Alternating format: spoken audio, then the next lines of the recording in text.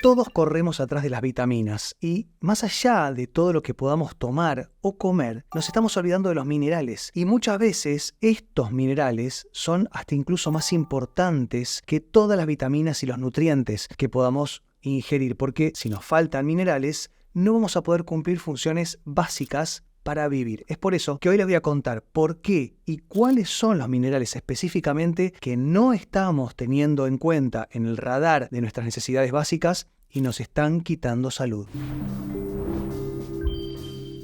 Y si hablamos de minerales, hablamos del agua. Si hablamos de minerales, hablamos del suelo. Si hablamos de minerales, hablamos de todo lo que crece en la tierra. Y lamentablemente, gracias a la explotación de nuestros suelos, con la ganadería o la agricultura intensiva o extensiva, hemos vaciado por completo los suelos, nuestras tierras, de minerales. Es decir, todo lo que hacemos que crezca de la tierra o eventualmente alimentamos, en el mejor de los casos, a los animales que vamos a después consumir, ya no tiene nutrientes. Entonces estos minerales no existen. Y el agua, que era, y lo digo completamente en pasado, era una gran fuente de minerales, ahora ni siquiera tiene sodio porque tenemos miedo que por la mala alimentación que estamos permanentemente comiendo, el poco sodio que tenga el agua nos haga mal. Entonces nos estamos quedando sin nada. Y es por eso que hoy les quiero contar cuáles son los minerales que estamos olvidándonos de consumir y que son total y absolutamente esenciales para los procesos básicos de la vida, y después le terminamos echando la culpa a solamente la mala alimentación o los malos hábitos en general, o señalamos a las vitaminas, ¿no? Decimos, me faltan vitaminas. ¿Y los minerales? ¿Nadie piensa en los minerales? Es por eso que les voy a hacer una pequeña lista y les voy a contar cómo consumirlos, de dónde tomarlos y eventualmente para qué sirven, porque sé que muchos de ustedes no lo saben. Si hablamos de minerales, el número 1, el más importante, el estrella, el comodín, es el magnesio. Y dentro de lo que es el magnesio existen muchísimos tipos diferentes. Y acá esto es algo que lo escucho, los leo en los comentarios que me ponen todo el tiempo. ¿Qué magnesio? ¿Cuándo lo tomo? ¿Para qué sirve? ¿En qué cantidad? Y no existe una sola receta para todo el mundo. De hecho, somos todos completamente diferentes. Entonces, si hablamos de magnesio, hablamos de citrato, hablamos de glicinato o bisglicinato, hablamos de malato. Hay más de 10 tipos diferentes de magnesio. Y tenemos que entender para qué lo queremos utilizar. ¿Es para una cuestión digestiva? ¿Es para una cuestión muscular? ¿Es para mejorar el sueño? ¿Es eventualmente para mejorar la calidad de todo nuestro metabolismo? Porque no es lo mismo.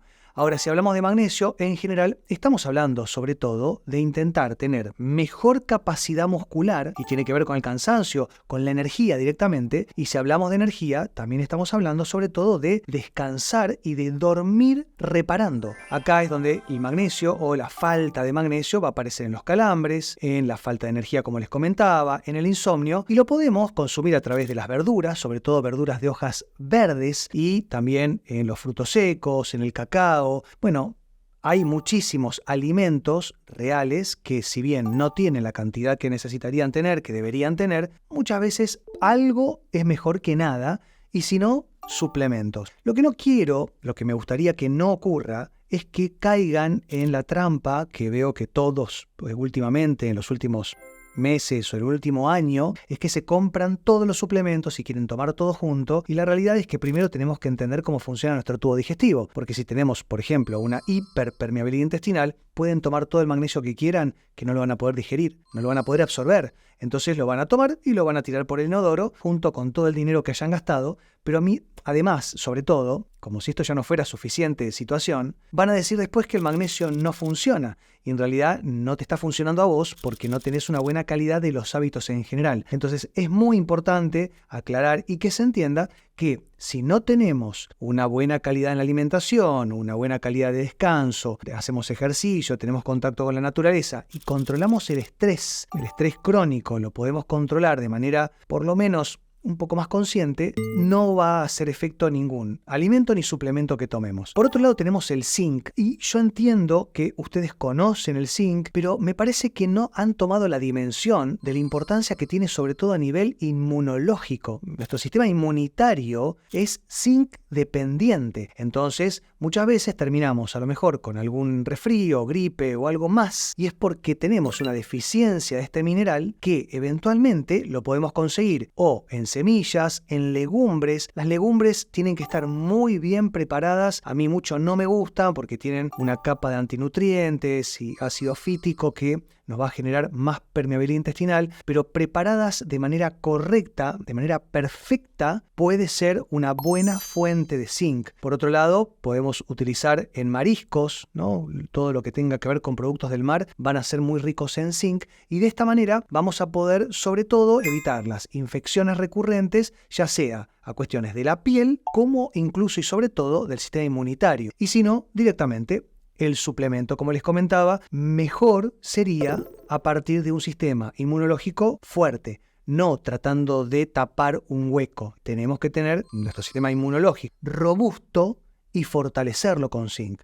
No tenemos que tener un sistema inmunitario deficiente y tratar de paliarlo porque solamente un suplemento de zinc no va a alcanzar, al igual que la vitamina C. Pero bueno, dijimos que vitaminas en este video no vamos a hablar. De la mano del zinc viene el selenio, ¿no? Van como muy juntos porque, sobre todo, más allá de la cuestión inmunitaria o inmunológica, tenemos la glándula tiroides y la hormona tiroidea que en el organismo representan a la energía, lo que sería la tiroides es el acelerador de nuestra energía y si nosotros exigimos mucho de nuestra energía, más allá de levantar los picos de cortisol, vamos a estar traccionando mucho de una glándula que no tiene la capacidad de, sobre todo, gestionar el estrés crónico y persistente y ese estrés que nos va carcomiendo y finalmente vamos a terminar o sobrecargando la glándula y generando un hipotiroidismo, terminamos tomando medicación, levotiroxina exógena, o colapsamos metabólicamente y terminamos enfermándonos y pensando que el zinc nos va a salvar. Y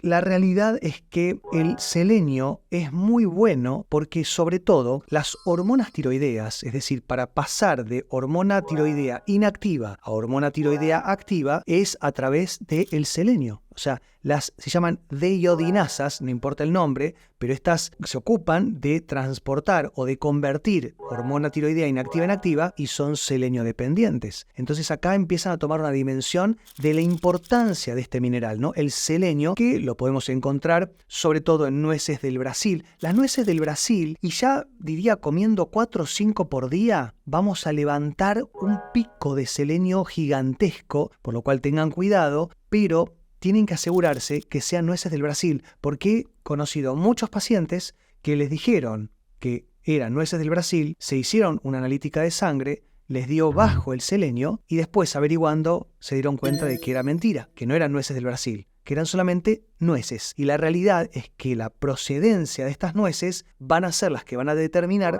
si tienen selenio o no, por lo cual mucho cuidado y eventualmente, si no es con las nueces del Brasil, lo pueden hacer con un suplemento tranquilamente, pero siempre midiendo. Como les digo siempre y en todos los videos, en todo el contenido que hacemos en redes sociales también, no hay forma de mejorar el metabolismo si no es midiendo. Tenemos que poder ver en una analítica, en un oligoscan, en un examen que puede ser el de Pronacera, de Eva Active, que tiene que ver con materia fecal, o con también análisis genético de piel, de cabello. Hay muchas formas de medir si nosotros estamos teniendo o no algún tipo de deficiencia, pero también después tenemos que controlar cómo fue el impacto de la intervención que hicimos. Muy importante todo esto. Por otro lado tenemos el potasio, que yo sé que ustedes lo conocen muy bien, saben que a mí no me gusta suplementar con potasio. Yo generalmente nunca lo hice, en realidad no me gusta porque puede generar algún tipo de deficiencias a nivel metabólico o hasta fisiológico, por lo cual la realidad es que más allá de la banana o el plátano, que tiene mucho potasio, podemos utilizar las verduras de hojas verdes, ¿no? Que tienen también mucho componente potásico, pero lo van a notar, sobre todo porque tienen deficiencias, no solamente cardíacas. Hay muchas personas que debutan con patología cardíaca por una deficiencia de potasio, pero la realidad es que primero lo van a sentir en los músculos. Van a sentir que no tienen fuerza, van a sentir sarcopenia, que es la pérdida de la masa muscular, no van a tener buen movimiento, no van a tener buena coordinación, no van a tener buena energía, no van a tener, sobre todo, voluntad, la fatiga. Todo esto forma parte de una falta de potasio y también, obviamente, se puede medir a partir de un análisis de sangre. Yendo de la mano del potasio y de la energía, vamos a lo que tiene que ver con el hierro, y el hierro es un componente esencial para transportar el oxígeno, ¿no? La hemoglobina, los glóbulos rojos, transportan el oxígeno a partir de la cantidad o no, o la deficiencia de hierro,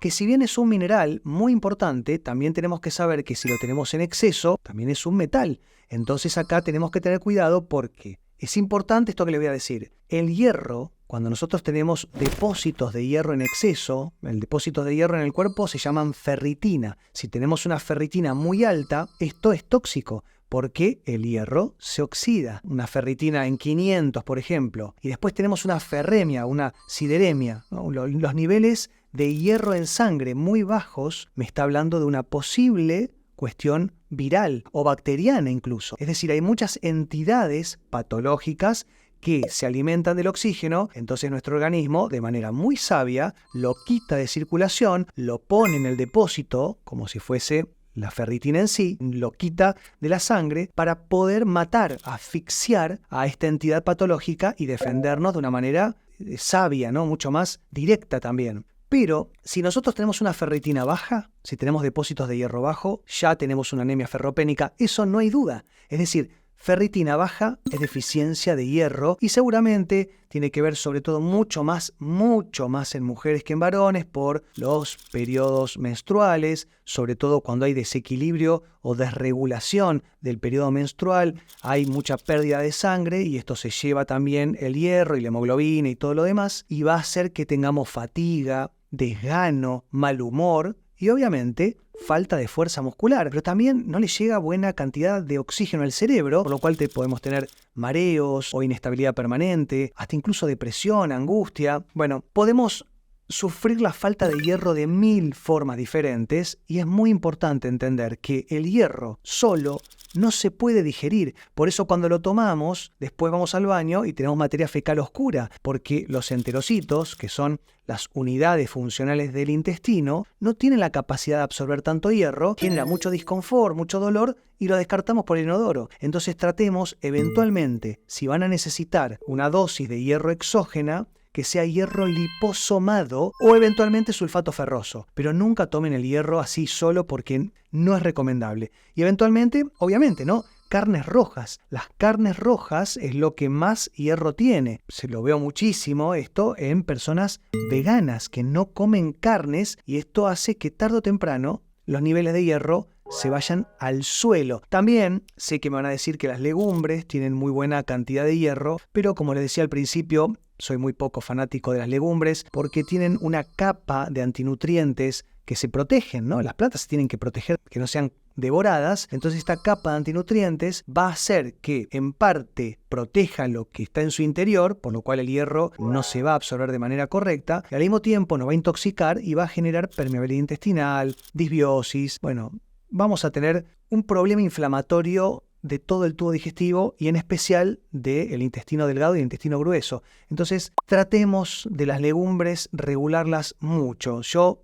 sinceramente, y como carnívoro les digo, les recomiendo que coman carnes rojas, a lo mejor 2 veces por semana, ya es suficiente. Y finalmente quiero hablarles del calcio, que el calcio es algo muy controversial. Yo, por ejemplo, nunca recomendé o indiqué calcio en mi vida a un paciente. Es decir, yo no soy muy partidario de que una persona tome calcio, porque la realidad es que si bien el calcio tiene que ir al hueso, si nosotros no tenemos una buena gestión de este calcio en el organismo, lo vamos a llevar a las arterias. Entonces acá es donde tenemos que tener mucho cuidado y eventualmente entender que si bien el calcio sirve para los huesos, también y sobre todo sirve para los músculos, para la correcta función muscular y todo el tejido en general. Por lo cual, eventualmente, si hacemos un análisis de sangre y vemos que tenemos el calcio bajo, lo podemos comer. No lo voy a recomendar en suplementos. Eventualmente, como les decía, lo pueden ingerir a través de las verduras de hojas verdes y los lácteos. Pero los lácteos a mí tampoco me gustan, salvo que sean de cabra o de búfala. Pero los lácteos de vaca no nos pertocan como especie y además tienen otros componentes como las caseínas que no son saludables, de hecho más bien todo lo contrario. Entonces acá es donde estamos un poco entre la espada y la pared, porque el calcio a mí me gusta más de los alimentos como las verduras de hojas verdes que vienen de los suelos que están desabastecidos de calcio, pero al mismo tiempo no me gusta dar el suplemento. Entonces acá es donde los cofactores y todos los minerales que nombramos anteriormente, más unas buenas dosis de alimentos reales, con vitaminas reales y hábitos saludables, van a hacer que por más que no tengamos una buena ingesta de este calcio, sí podamos tener los niveles de todos los minerales acordes y nivelados en nuestro organismo para ser personas 100% saludables. Espero que les haya gustado el video y nos vemos en la próxima. Chao.